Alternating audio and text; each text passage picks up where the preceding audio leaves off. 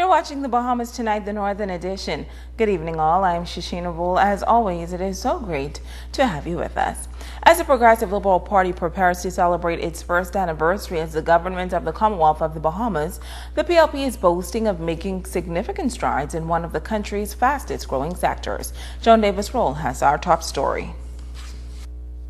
According to the Minister for Financial Services, the Honorable Ryan Pinder, the one-year mark of governance revealed that the government's renewed commitment to this vital sector has resulted in it taking off by leaps and bounds. Shortly after coming to office, we created a new Smart Fund model, Smart Fund 7. We signed this model into being within months of coming to office. Why? Because the private sector and the international community said Brazil is a key market and Smart Fund 7 is a product designed just for Brazil. That's the ability of an independent sovereign financial center to legislate and create products of choice consistent with international best practices to provide further opportunities to new jurisdictions of growth. Minister Pinder noted that as the country stands on the brink of yet another historic milestone, the Bahamas can boast of financial stability, and it remains the envy of the region. We are the epitome of political stability. We are the epitome of a democracy. And we are the epitome of a progressive and a sustainable industry for our people. And that is where we stand today, and that is what the financial services industry is today. An industry providing additional opportunities for you. And I want you to buy in and walk with me on that road. Because I see it, and I see the shifts, and I see the momentum. I was in Brazil in October, and I was in Brazil last week, and the change in momentum between what I saw in October and what I saw last week is monumental. Monumental. This is our time. Let's grasp it, and let's take advantage of it. The minister stated that economic empowerment and this country's future growth and development has never looked brighter. The financial services minister predicted that the floodgates of opportunities are about to swing open for many professionals in this country. The ancillary entrepreneurial opportunities that exist in an area where we have developed, and I maintain it throughout the world, the most superior human capital and expertise in the world. Compliance. We have done it domestically. Where other jurisdictions import their compliance officers, we develop our own. And the next step is to translate this into entrepreneurial opportunity, to service the clients that we as policymakers look to attract. That is a policy that I, for one, support.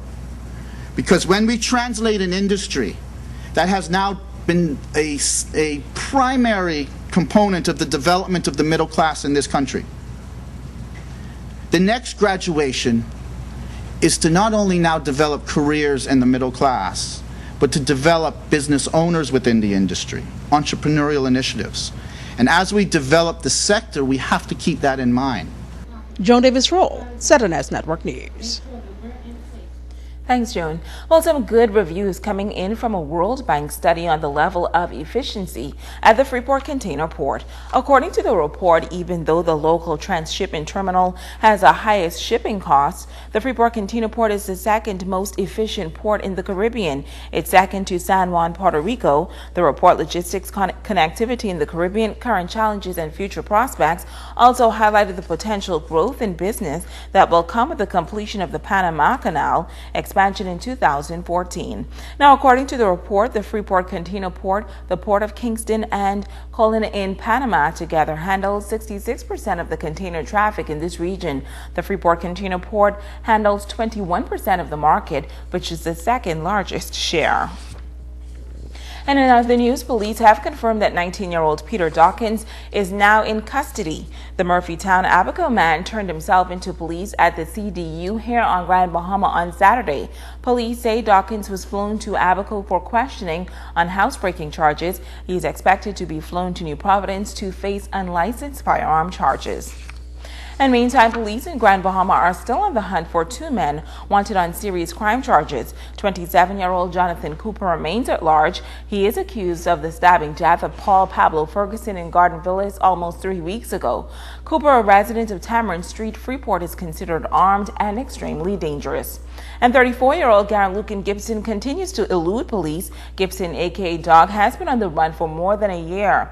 His last known address is BTC Corner in Jonestown, 8 Mile Walk. Police say Gibson is also considered armed and extremely dangerous. If you can help police locate Garen Lucan Gibson or Jonathan Cooper, you should contact them at 911 or 919 or your nearest police station.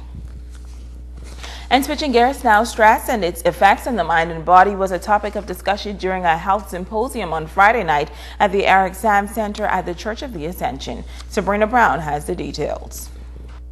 Psychiatrist Dr. Kilafo Colley says emotional distress can be caused by many things, such as financial challenges, issues on the job, or family life. Because the brain and mental state are directly related to a person's immunity, he says their ability to cope during difficult times becomes a major factor.